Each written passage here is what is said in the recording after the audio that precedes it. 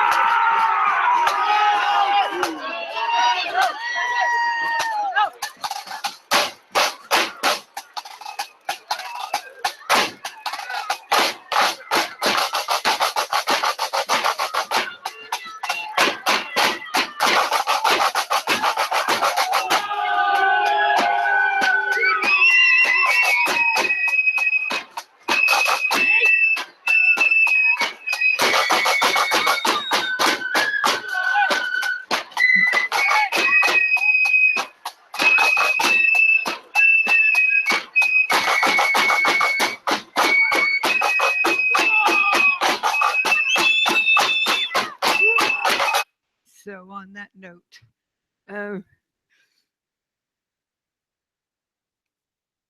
okay.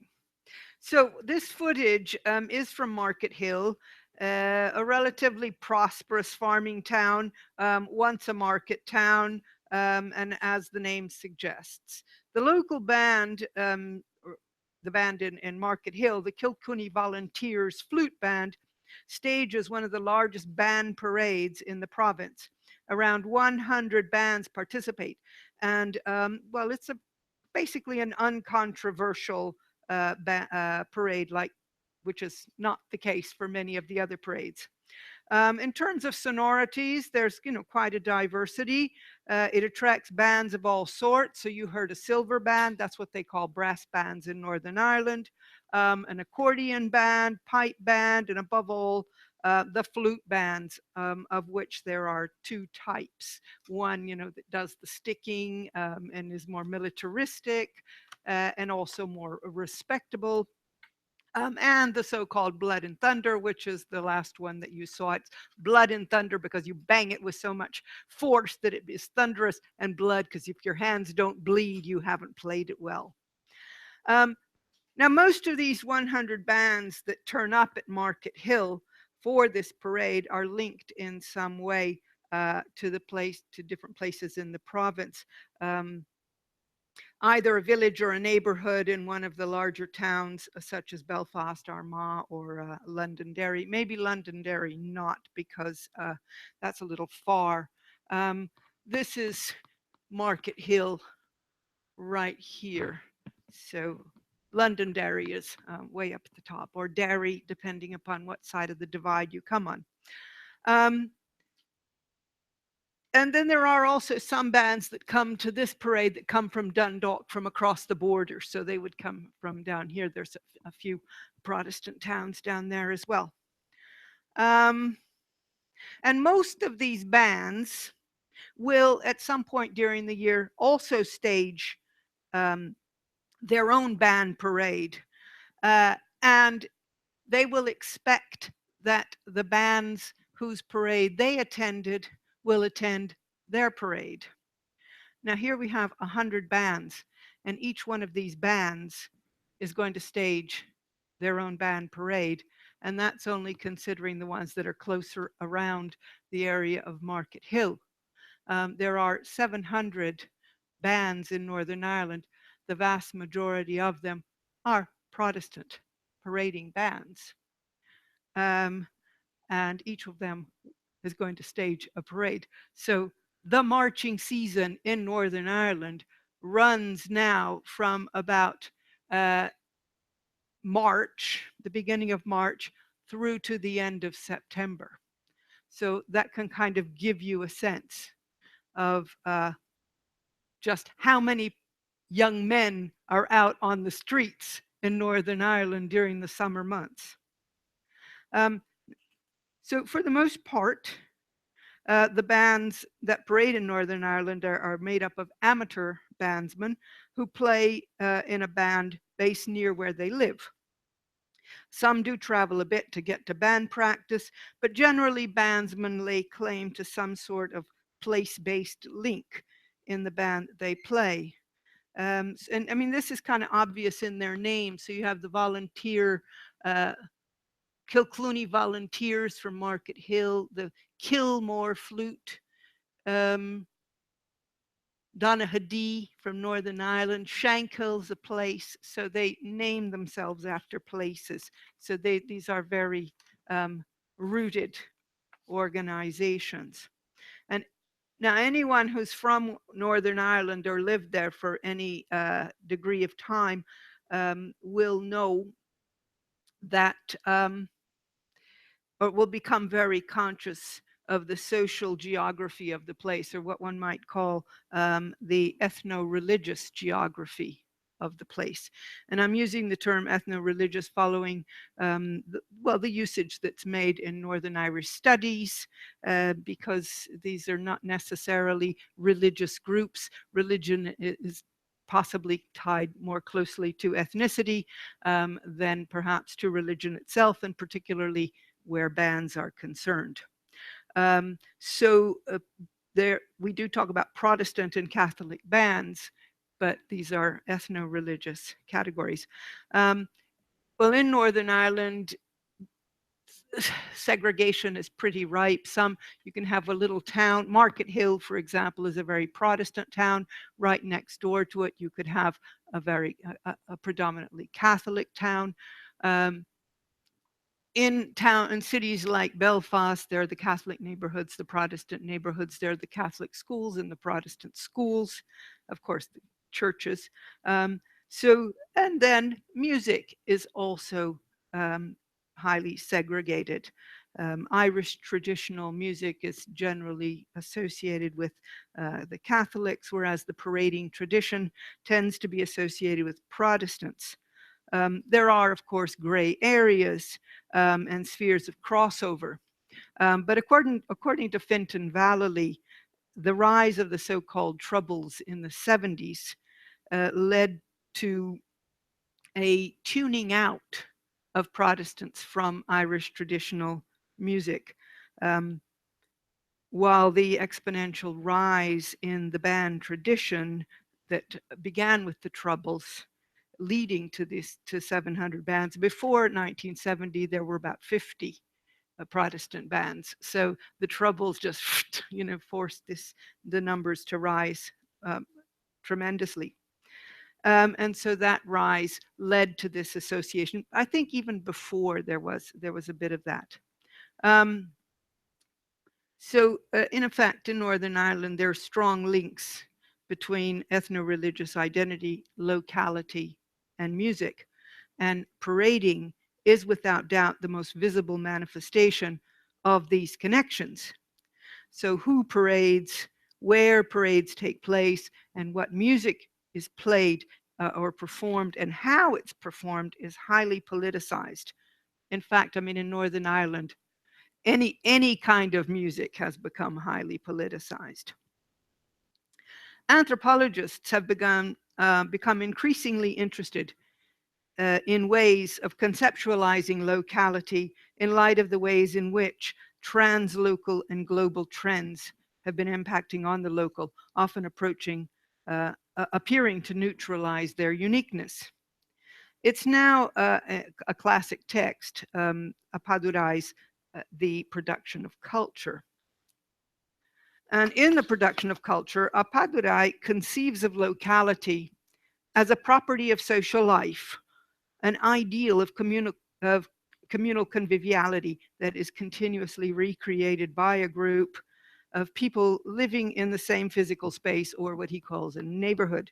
So for Apadurai, locality does not exist so much as physical space, but rather as a structure of feelings that needs to be produced and reproduced through the collective efforts of the neighborhood. Locality needs to be continuously produced, even when, as in traditional societies, it appears to be stable. Now, anyone here who's linked to literary studies will be familiar, no doubt, with the concept of structure of feeling. It was proposed by Raymond Williams in his book Marxism and Literature, published in 1977. Although Apadurai doesn't cite Williams, he probably didn't feel he had to.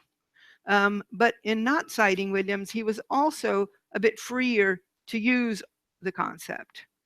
So for Williams, a structure of feeling means something along the lines of the spirit of an age. And so if quoting directly from Williams, it's a particular quality of social experience and relationship, historically distinct from other particular qualities, which gives a sense of a generation or of a period. He goes on to suggest that a structure of feeling actually precedes the consolidation of an era, in that it articulates the way in which meanings and values are actively lived and felt. This lived process is nonetheless structured, even if these structures aren't recognized until later, because in time they may become formalized, classified, and in many cases built into institutions and formations.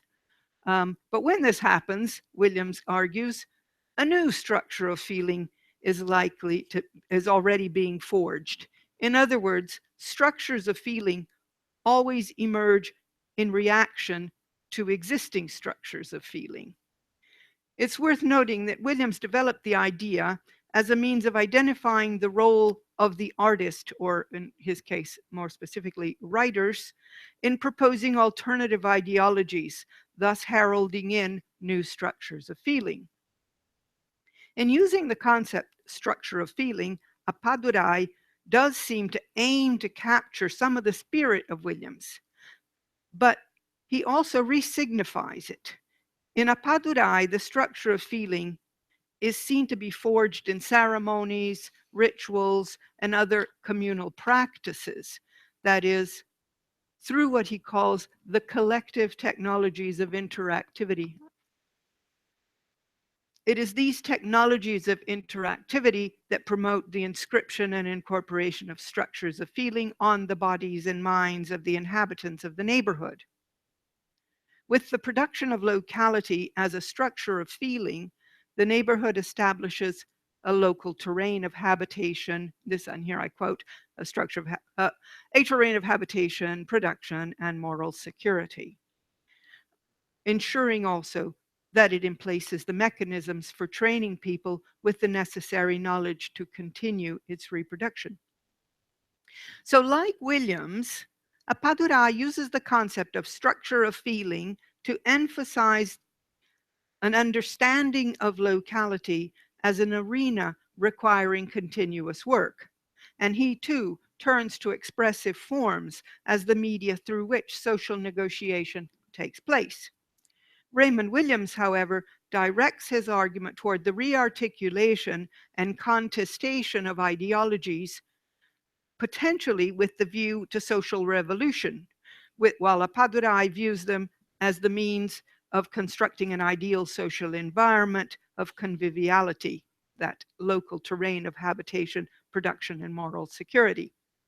But as Appadurai is thinking in terms of cultures and societies, or um, as this is Appadurai, ethnoscapes might be more appropriate, um, then these ethnoscapes, rather than established writers, he privileges collective technologies of interactivity, and of course, musicking is such a medium. As many ethnomusicologists have noted, musicking has the potential to create contexts of memorable collective action, of intense emotional force. For this reason, many rituals and ceremonies are dramatized through music and dance, as these media afford incorporation of a structure of feeling that confers cohesion upon the group. A very The very power of collective musicking and dancing derives surely from this ability to promote strong emotions. There's a growing body of literature on emotions within anthropology. It's not possible to go through it all here, but I will make a few points that are kind of relevant to my argument. While emotions were more or less written out of the ethnographic account, as they seemed to be opposed to the scientific pursuit of reason, this is hardly the case now. Emotions permeate human life, affecting all of our actions and interactions. Indeed, a central tenet of contemporary thinking is that emotions play an important role in human motivation. As K. Milton argues, emotions are what link us as individuals to our surrounding. Our emotions shape what we learn and how we learn, the way we come to feel about the spaces we occupy and those we shape and those we share and these spaces with. But emotions are not a biological given. Rather, we learn to interpret them in particular ways through our interactions in our environment and with other people. Thus, the link with structures of feeling. Thus the significance of collective technologies of interactivity, and especially of those of strong affective intensity. On one hand, they establish a context of shared experience, and their intensity demands interpretation, and more specifically, a collective negotiation of meaning, or a means of establishing structures of feeling. So moving back to the parading in Northern Ireland, how much time do I still have? Not very much, right? Well, Protestant parading in Northern Ireland is unquestionably a locality producing practice, and it generates intense emotional experiences for many people, those involved in the parade, but also for those who feel the parades are an intervention on their territory, a triumphalist expression of Protestant ascendancy. Parading, then, is implicated in structuring the feelings of both sides of the sectarian divide, and this is what I intend to show, if I have the time. As I was pointing out earlier, the number of Protestant parades has grown since the onset of the Troubles. And so we have a very long marching season in Northern Ireland now. There are several different kinds of parades. There's the commemorative parades. Those are the ones that are linked to a particular battle, especially the 12th. There are the lodge parades. Those are the ones that are sponsored by a specific lodge, usually the Orange Order, but it can also be the Apprentice Boys. There's several other lodges. And usually they will have a parade in their own neighborhood, but then link up to the big parade. So those things are called feeder parades. And then there are this new phenomena, which is the band parade. And band parades didn't used to exist before the 1970s. They are a consequence of the fact that bands that used to be connected to lodges. So actually, you had a lodge that sponsored a band so that the band would come out and play for them.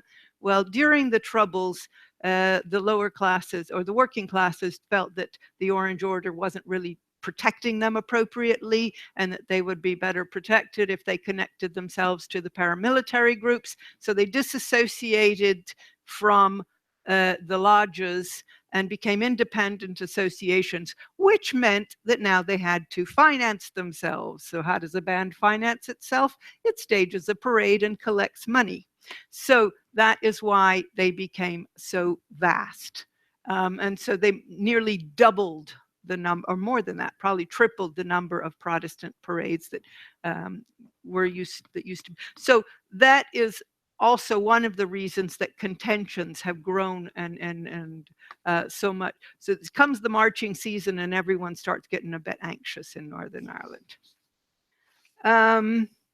So that allows me to jump those. Okay, a little bit on a contentious parade. I suppose that you might be most familiar with the Drumcree issue. Actually, it's ongoing. Drumcree began, well, the problems with Drumcree began in the 90s, really. Drumcree is a neighborhood in Portadown, which is a larger provincial town. And the Orange Lodge insisted that it was going to march down. First, it was the Gavin Road, and then that was closed off. So, and then the Garvachi Road, that's the one that probably made the media the most. Basically, in the past, that was just a field, and the Orange Order marched down through it from their church to the central church and marched back. That field then got built up into a primarily Catholic region, and the Orange Order was insisting on continuing to march down it. They were prohibited from doing so in the 90s at some point, but still today, every single Sunday, they march down to the barrier, and the police have to stand there and tell them that they cannot go through. So they just celebrated the 6,000th march to the barrier. It's ridiculous, yes. But you can see the commitment and the structure of feeling that this generates. Well, this is the, okay, something about the flute. So I was going to just tell you that there are two main, so when you get to the contentious parades, those fluffy things like the women playing accordions kind of drop out. The silver bands don't turn up. It becomes really primarily flute bands, and there are two types, these more respectable melody ones, but most of them are the blood and thunder type. Okay, so what I have here is, you'd think, well, why do they keep doing this? He's an ethnomusicologist, but also a member of a band, and he tells about what it feels like to march. And so he's talking about, this is a particular march actually in Scotland. And so I'll just read it out to you because it's revealing. The main street was jammed with spectators, and the band responded by playing popular film and TV themes. Hangovers were forgotten, and the marching seemed to go on an extra swing, to get an extra swing. The harmonies and the complex arrangements were abandoned as the band, see, they used to be a melody band, but then for this, now they were, quite riled up, so they turned back into a Blood and Thunder. So the arrangements were abandoned, and the band focused on his Blood and Thunder repertoire, played in unison. The crowd roared its approval as they sang along Derry's walls and the green grassy slopes. These are two songs that would be called party tunes. Catholics consider them very offensive. And building on the wave of emotion this singing created, Stephen called out the sash, and this is probably the one that generates the most emotion. As the band reached the most densely packed part of the streets and the crowd joined in a full throat roar. I'm actually going to play you, if I can, if it shows up here. Um, this what I'm going to show you here is not the same parade, but the footage was put up on YouTube by Sinn Féin, which is the political arm of the IRA, as proof that these Protestant bands passed in front of St. Patrick's Catholic Church playing the sash. It had been a stipulation by the Parade's Commission that they could only play hymns, but band after band played the sash. So this is an opportunity for you to hear the sash. And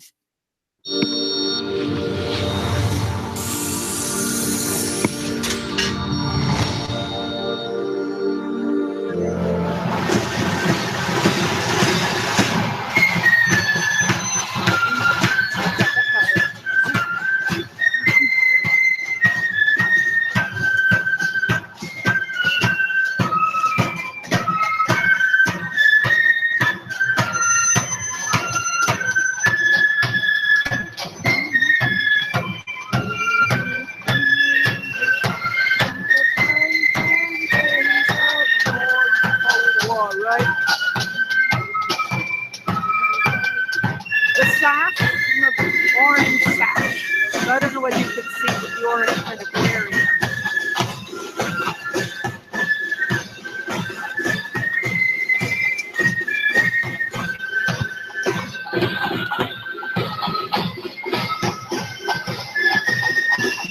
Okay, I think the point was made, right? And then he concludes with hundreds of fists punched the air as the crowd sang the final, "The sash my father wore." I mean, you know, this you can imagine masses of people. This is, you know, pretty powerful stuff.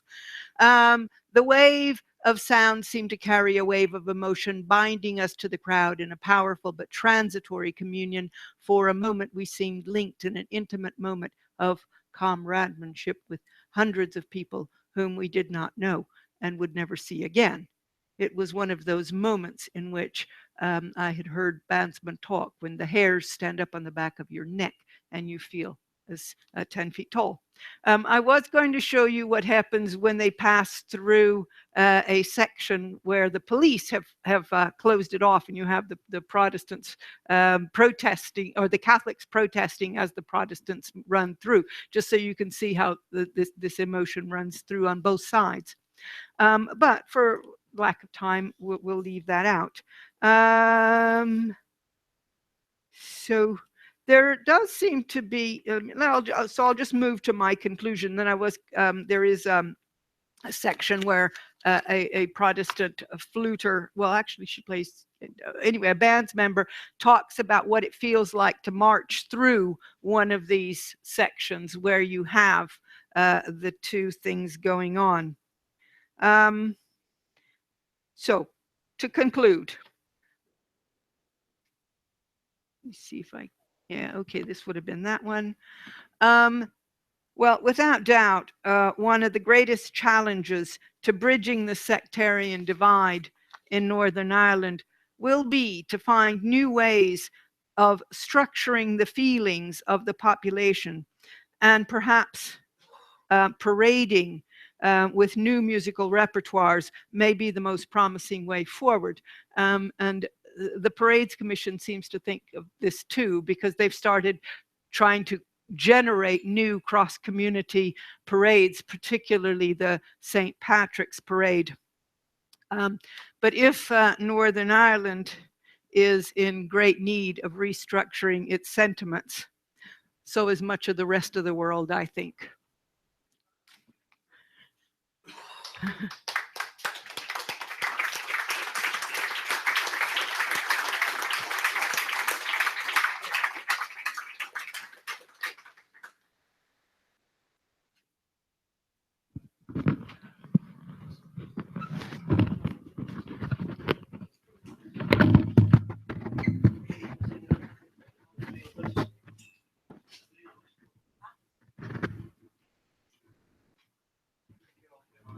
Thank you all for your presentations.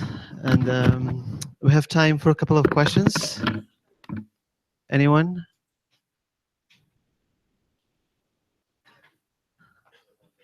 Okay.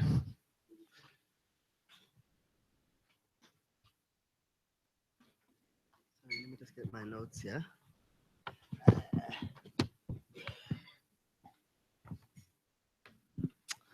Thank you very much, guys, for what was really a exhilarating and um, very diverse range of papers as well. So, Suzelle, in terms of your work in Northern Ireland, I'm very fascinated. I've been following the work of a person in Cape Town called Sylvia Brainders. I don't know if you know her. Sylvia Brainders. Yeah, she does work on the Christmas bands in Cape Town, and yeah. So I'm just by what you are saying for in terms of certain kinds of music being acceptable and not being acceptable, and for the Protestants versus the Catholics. I'm fascinated by this idea of parading respectability. Mhm. Yeah, and I just wanted to comment on that. And then for the first one on the second one on translocal musicking and African performers, my question is, I'm interested in to what extent are the I guess because for me what I'm hearing these are Pan African connections, and the very fact that these Mozambicans come to Brazil is also because of the colonial legacy of the Lusophone legacy language. I'm fascinated to what extent are they able to form relationships or bonds with local Afro Brazilians, and if there are any connections, what type of connections are they? Yeah. Okay. Right, parading respectability. Um, is this on? Yep. Can you hear? Uh, yeah. The This whole issue of parading respectability in Northern Ireland is to some extent fairly recent, because during the 70s, in fact, I mean, one of the reason that the Blood and Thunder bands are in the greatest number, and they are not particularly concerned about parading respectability, um, is that the the difference between them is when the troubles began, there was a sense that you had to kind of get your men out on the street, at least to show your numerical numbers. And the quickest way is to basically put them all on a single flute, play in unison, hit the drums however you can, and call in response. Um, and out goes the band. And I mean, these bands are playing party tunes. And they are playing openly political um, songs um, that are inflammatory to the other side. But with the peace process, there was a recognition on the part of at least some sectors of the band community that if they wanted to get funding, if they wanted to somehow be acceptable even within their own communities, because with the peace process there was a beginning of even internally within the Protestant community, people saying we don't want these bands. And so then they began trying to learn how to play the drums in the British military way, and so some of them moved in that direction, and even those that did, come time to time when they get all riled up, then they move back into their Blood and Thunder repertoire. So this, but it is interesting because what you do have on the streets in Belfast now is a kind of negotiation about what is going to be Protestantism in Northern Ireland in the future, and how is this going to be? Uh, how will they somehow manage to maintain what they call their traditions, but at the same time uh, avoid the kinds of criticism that's coming at them from every side. So I don't know whether that answers your question, but I think that um, Sylvia's work is a little bit different, where she's talking about the basically the colored people's bands and Christmas bands that do have a kind of commitment to being seen as respectable from the wider society's point of view. Something like that, isn't it? Okay. Thanks a lot for your question. The problem is answering in English about things that I am thinking very recently, but this is very important. In fact, there's a part of my paper that I forgot to talk, that was this relation of musicking, African musicking here in São Paulo, and being socially placed too, through musicking. Um, in fact, as I think my colleague Carlos Palomino could speak better in a better way about funk, for example, that's the kind of music that here in São Paulo is the music that's most listened in the outskirts, but also it's a kind of music that ultrapassa fronteiras. Transcend across borders. We have a max. I will talk about to talk about this Afro-Brazilian. I have to talk about this. We have a maximum in funk that is tudo junto misturado. É, that means all mixed up and all together and mixed, something like that. We could say. That's well. I won't explain. Maybe Carlos can talk about this. I don't know, but music here is a way of placing people socially, hierarchically too. Uh, Certain places listen to some kinds of music. If you live in the outskirts, you necessarily are going to listen funk predominantly here in São Paulo.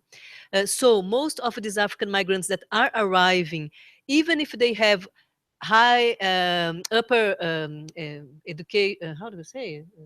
Ensino superior, high education, when they arrive here, they are placed in the poor neighborhoods because well, the social conditions, they arrive, etc.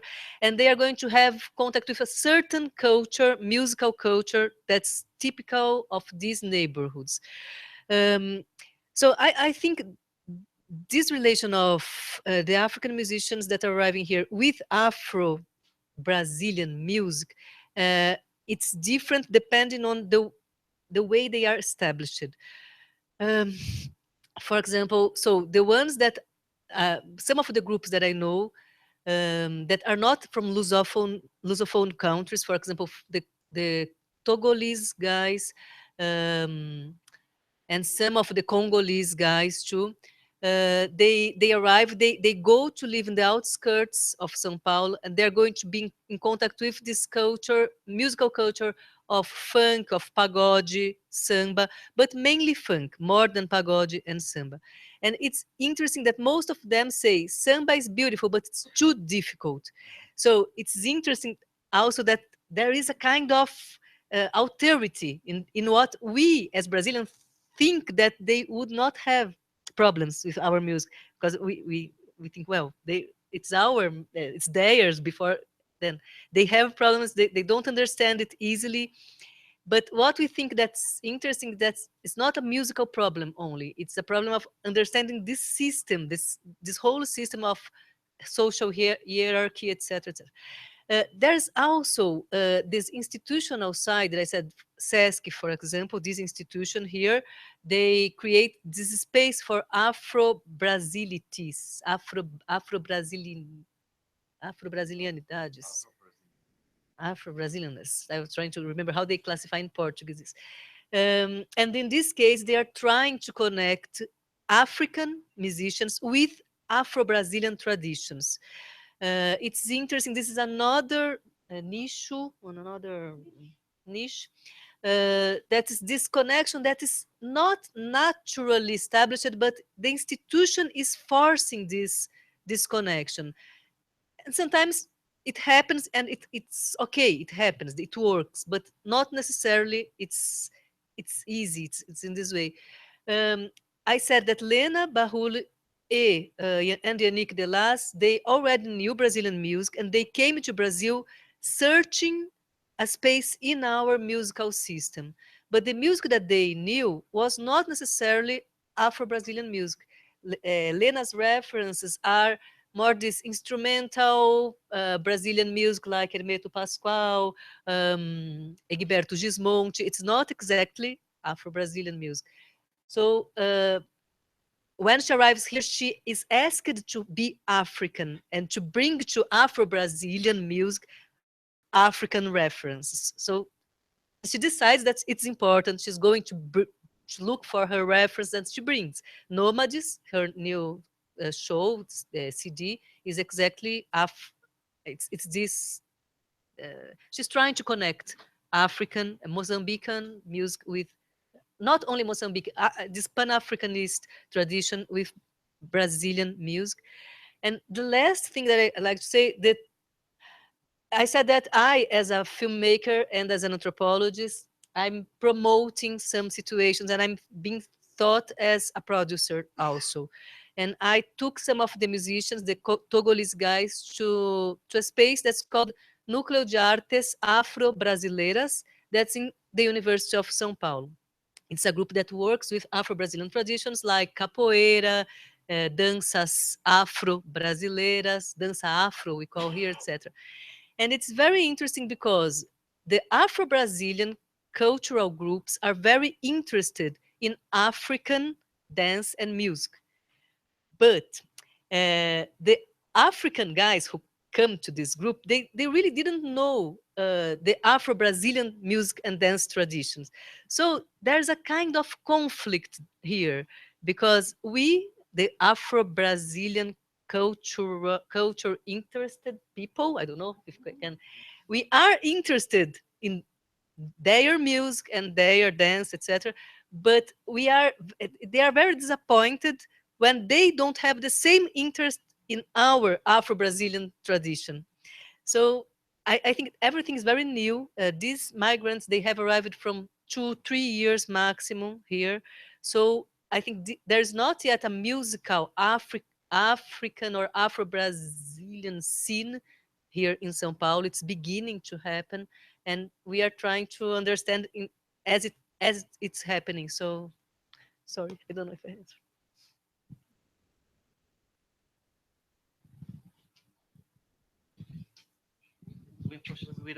We unfortunately don't have more time for questions.